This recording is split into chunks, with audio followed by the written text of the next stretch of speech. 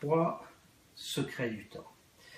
Voilà, dans cette vidéo, je voudrais que vous puissiez voir le temps en rose, et non pas de façon pessimiste, en rose, comme la chemise en rose.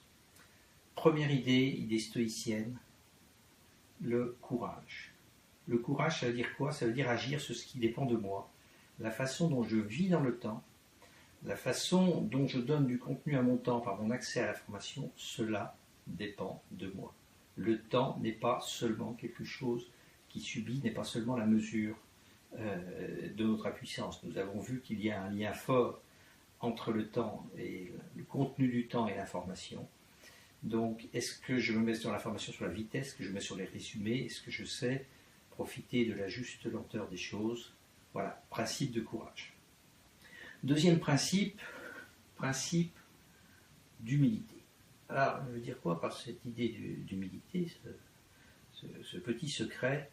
C'est que pour que l'information nous donne du contenu à notre temps, il faut développer la conscience de l'ignorance. Si plus je sais, moins j'ignore, il est probable que le monde me donnera de moins en moins de contenu à mon temps. Si plus je sais, plus je prends conscience de mon ignorance, alors là, effectivement, chaque domaine de savoir devient l'occasion d'une richesse, d'une promesse de plus de contenu à mon temps.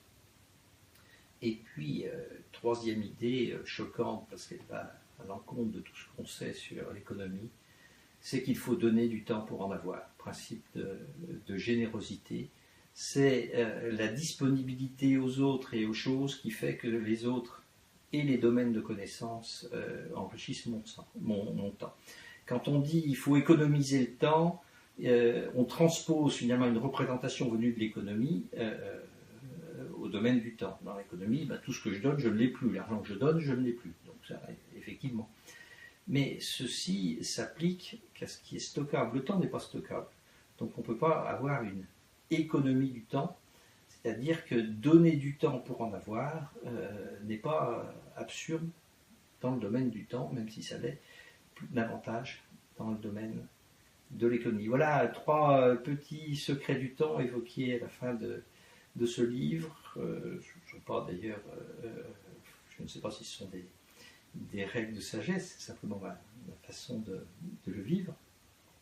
Et donc je vous livre ça simplement à titre de réflexion et non pas de vérité transcendante et révélée. Je ne sais pas si c'est magique, comme ce bâton.